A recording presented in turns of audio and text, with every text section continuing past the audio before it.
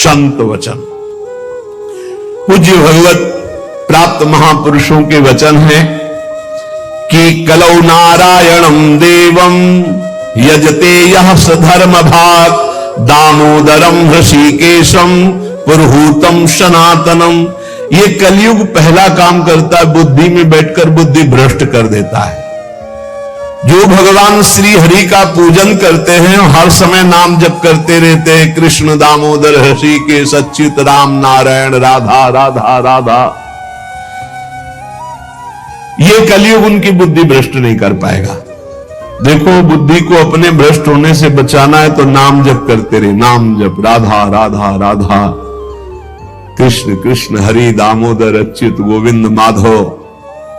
उन परम शांत सनातन भगवान दामोदर श्री कृष्ण का जो स्मरण करता है तो श्री कृष्ण उसके हृदय कृत्वा परम शांतम जितमेव जगत्त्रयम, उसके हृदय में ऐसा बल दे देते हैं कि त्रिभुवन पर विजय प्राप्त कर लेता है।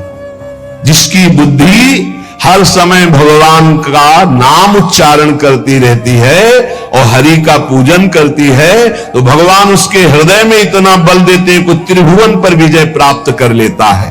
हृदय कृत्वा परम शांतम जितमेव जगत्त्रयम कलिकालो रगादंशात किलविषात कलकूटतः हरिभक्त सुधाम पीत्वा उल्लंघ्यो भवति द्विजः किम जपैर श्री हरेर नामो गृहीतम यदि मानुषै। यदि हरि का स्मरण न किया जाए, हरि भक्ति न की जाए, तो एक कलयुग रूपी सांप ऐसा डस लेता है, ऐसी बुद्धि भ्रष्ट हो जाती है कि वो भयंकर विष चढ़ जाता है, सर्वनाश का खेल खेलता है। इसीलिए मानव देह को प्राप्त हे मनुष्यों, तुम केवल नाम का आश्रय ले लो तो ये कलिकाल कुछ नहीं कर पाएगा। केवल नाम, कलयुग में नाम का ही एकमात्र साधन है, साध्य है।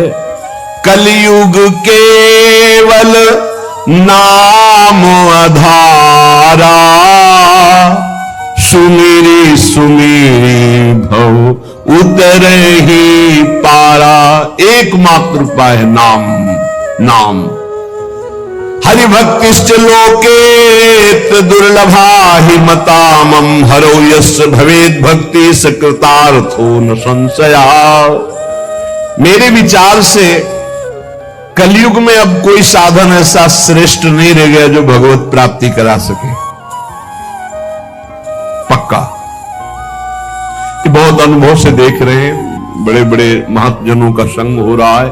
अब भी तो जब आते हैं तब पता चलता है नाम जब निरंतर नहीं है तो अशांति है मन में, सब साधन करते हुए।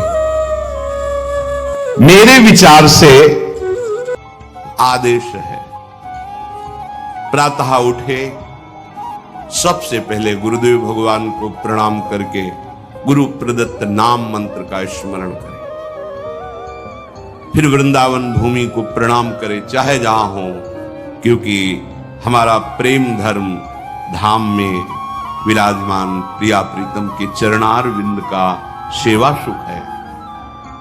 सबसे पहले हम धाम को प्रणाम करते हैं, गुरुदेव की धाम को प्रणाम, फिर अपनी दिनचर्या में नाम स्मरण करते हुए लगते हैं। जब स्नान कर ले रज लगाते हैं, चरणामृत लेते हैं, तिलक रचना करते हैं, फिर दिनचर्या आगे की बढ़ती है। इतना शरीर सेवी मत बन जाओ कि हर समय खान पान का ही चिंतन केवल बना रहे, जिससे प्राणों का पोषण हो, शरीर स्वस्थ रहे। ऐसी दिनचर्या बनाओ, 2 बार, 1 बार, 3 बार, जितने में तुम्हारा प्राण पोषण होता है थोड़ा थोड़ा ले, पर वो भगवद अर्पित करके। सेवक जी महाराज कह रहे, इसीलिए उनकी बुद्धि कच्ची रहती है।